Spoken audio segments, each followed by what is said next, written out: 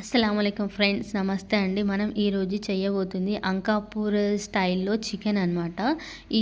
ఈ రకమైన చికెన్ని మనం తయారు చేసుకోవాలంటే మనం నాటుకోడి మాత్రమే యూజ్ చేయాలి. నాటుకోడి అంకాపూర్ స్టైల్లో నాటుకోడి స్పెషల్ చికెన్ అనమాట. అయితే మనం చికెన్లో ఏం చేయాలంటే ఫస్ట్ 2 టేబుల్ స్పూన్ల అల్లం వెల్లుల్లి పేస్ట్, 3 స్పూన్ల కారము, 1 స్పూన్ ఉప్పు, 1 స్పూన్ పసుపు, ఇంకా ఒక 2 టేబుల్ స్పూన్ల ధనియా పౌడర్ వేసుకొని కలిపి కొంచెం వాటర్ వేసి కలిపి పక్కన పెట్టుకోవాలి. దీన్ని అయితే మ్యాగ్నేట్ చేయాల్సిన అవసరం అయితే అస్సలు లేదు. దీన్ని మాత్రం మీరు బౌల్లోనే యూజ్ చేయండి. బౌల్లో యూజ్ చేసి కుక్ చేయండి. ఆ కుక్కర్ అయితే అస్సలు యూజ్ చేయకండి.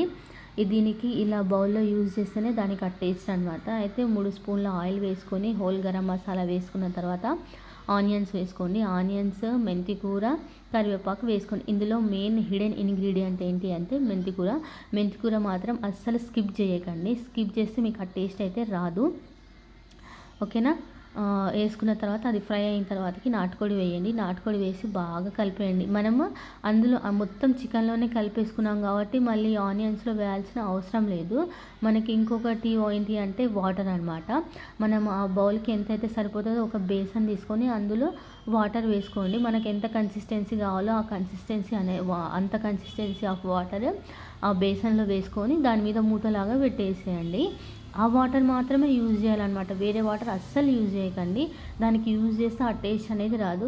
మధ్యలో ఇలా కలిపేసి తీసేసి కలిపేయండి. కలిపేసిన తర్వాత 3 స్పూన్ల కొబ్బరి పౌడర్ వేసుకొని దీన్ని కూడా కలిపేసేయండి. మొత్తం బాగా ఫ్రై అవ్వాలన్నమాట.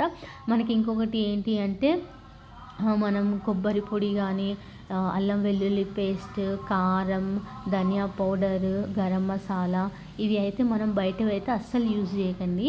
మనకి ఇంట్లో మనం తయారు చేసుకున్న వాటిని మాత్రమే యూజ్ చేయండి. దానివల్లనే మీకు ఆ టేస్ట్ వస్తుంది అనమాట. ఇంకా చాలా బాగా ఫ్రై అయిన తర్వాతకి మనం ఆ బాయిల్ చేసిన అంటే దాని మీద పెట్టాం కదా వాటర్, ఆ వాటరే వేసుకున్నాము. ఇంకా ఇంత కన్సిస్టెంట్ కొంచెం దగ్గర పడినంత వరకు కొంచెం బాయిల్ అవ్వనివ్వండి. బాయిల్ అయిన తర్వాత కొంచెం గరం మసాలా, కొత్తిమీర వేసుకొని దించేయడమే. అంతే, అంకాపూర్ స్టైల్లో మనకి నాటుకోడి చికెన్ రెడీ అయిపోయింది అనమాట. ఇది అయితే చాలా టేస్ట్గా ఉంది అనమాట. మాకైతే చాలా బాగా కుదిరింది. నేను తినే చెప్తున్నాను, అంత బాగా కుదిరింది అనమాట. Thank you friends. Thank you for your